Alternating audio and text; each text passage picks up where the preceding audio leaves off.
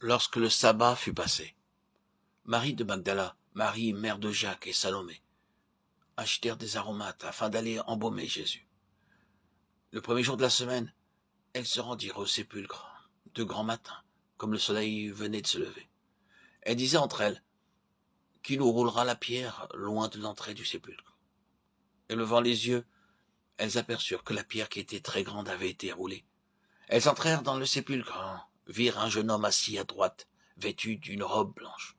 Et elles furent épouvantées. Il leur dit, ne vous épouvantez pas, vous cherchez Jésus de Nazareth, qui a été crucifié. Il n'est ressuscité, il n'est point ici. Voici le lieu où on l'avait mis. Mais allez dire à ses disciples et à Pierre qu'il vous précède en Galilée. C'est là que vous le verrez, comme il vous l'a dit. Marc 16, 1, 7.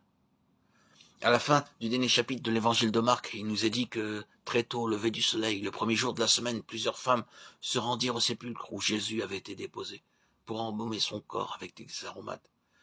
C'est alors qu'un ange leur dit, ne vous épouvantez pas, vous cherchez Jésus le Nazaréen, le crucifié, il n'est pas ici.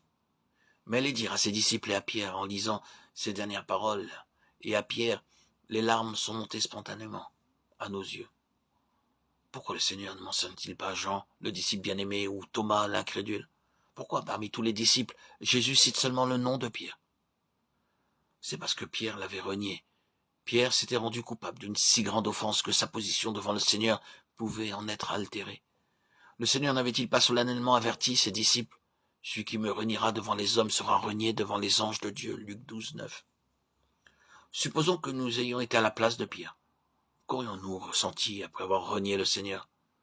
N'aurions-nous pas pensé, j'ai réellement commis ce péché odieux, moi, Pierre, qui était avec le Seigneur sur la montagne de la transfiguration, moi, Pierre, qui était avec lui dans le jardin de Gethsémané, je l'ai renié.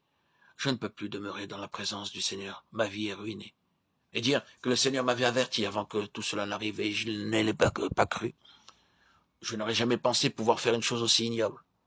Moi, Pierre, qui l'ai reconnu et confessé comme étant le Christ, le Fils du Dieu vivant. Moi, Pierre, qui ai protesté en déclarant que jamais je ne l'abandonnerai et que je donnerai ma vie même pour lui. Il a su que je l'avais renié. Dans la cour de la maison du souverain sacrificateur, le Seigneur s'est retourné et il m'a regardé. Luc 22, 61. Depuis lors, que de pleurs n'ai-je versé. Mais de quelle utilité sont les larmes? Elles ne peuvent annuler ce péché. Moi, Pierre, j'ai renié le Seigneur. Pierre a dû très certainement se remémorer les tristes événements de ces 2 ou 3 jours passés. Et, à la triste lumière de ces événements passés, combien de nombreux et accablants détails ont dû être mis en relief. Se pourrait-il qu'il les oublie un jour? Non, jamais. Pierre ne pourrait jamais les oublier. Mais le Seigneur réussit à dissiper toutes ses craintes et ses mauvais pressentiments par un seul mot. Oui, Pierre avait péché, mais le Seigneur lui a adressé un message particulier pour l'assurer qu'il était toujours l'objet de son tendre amour. Allez dire à ses disciples et à Pierre qu'il vous précède en Galilée. C'est là que vous le verrez. Les disciples sont allés voir le Seigneur et Pierre est allé avec eux. Pierre est allé voir celui qu'il avait renié, sans qu'aucune ombre ne vienne obscurcir la vision du Seigneur. Ce court et simple message du Seigneur avait transformé tout son horizon. L'amour du Seigneur avait comblé le fossé qui les séparait. Un seul parmi les autres évangiles rapporte ces mots, et à Pierre. Avez-vous remarqué qu'il s'agit de l'évangile de Marc? Marc était très certainement le secrétaire de Pierre. Marc a beaucoup appris de Pierre concernant le Seigneur et selon toute vraisemblance, c'est de sa propre bouche qu'il a entendu ces quelques mots, car il avait été inscrit de manière indélébile dans le cœur de Pierre. Frères et sœurs, lorsque vous approchez de la table du Seigneur, le souvenir de vos manquements passés se réveille-t-il en vous, remplissant vos cœurs de crainte?